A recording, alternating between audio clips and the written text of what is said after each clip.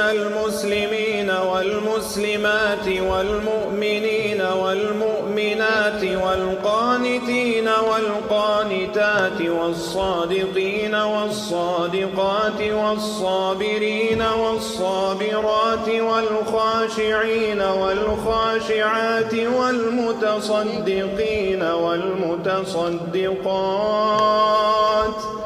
والصائمين والصائمات والحافظين فروجهم والحافظات والذاكرين الله كثيرا